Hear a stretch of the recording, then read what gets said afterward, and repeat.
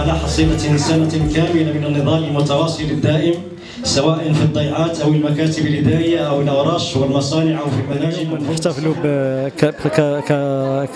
كمناضلين في الاتحاد العام للشغالين بالمغرب باليوم العالمي للشغل، وهو مناسبة ليست فقط باحتفالية بل لدراسة عدة ملفات تعنى بالإقليم، خاصة ما يتعلق بالحماية الاجتماعية وما يتعلق بالأوضاع العمالية بإقليم السمارة.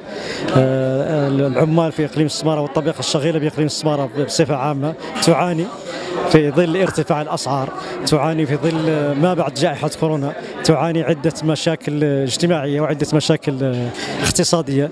نحاول في الاتحاد العام للشغالين بالمغرب أن نجد الحلول المناسبة، ظرفية محلية أو جهوية وإقليمية لجميع طبقات الشغيلة بالعالم، ونتمنى إن شاء الله أن نكرس توجه الاتحاد العام للشغالين بالمغرب في إقليم السمارة، ونتمنى إن شاء الله أن تكون هذه المناسبة مناسبة لبداية جديدة لتحسين الأوضاع الاجتماعية والاقتصادية للطبقة الشغيلة بهذا الإقليم العزيز علينا، وشكرا.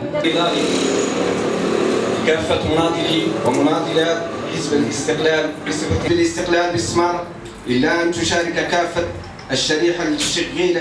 نحن اليوم في إطار هذا الحفل البهيج الذي يمثل الشغيلة بالمغرب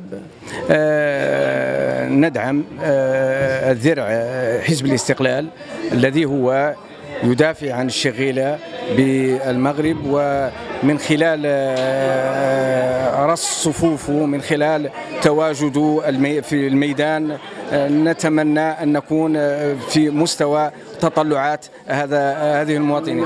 المشاكل التي هي موجودة هي ما يعاني منها الشغيلة، وهو الرفع من أجور الشغيلة، لا الخاصة ولا العامة، وكذلك كل ما يتعلق بالشغيلة في هذا الإقليم.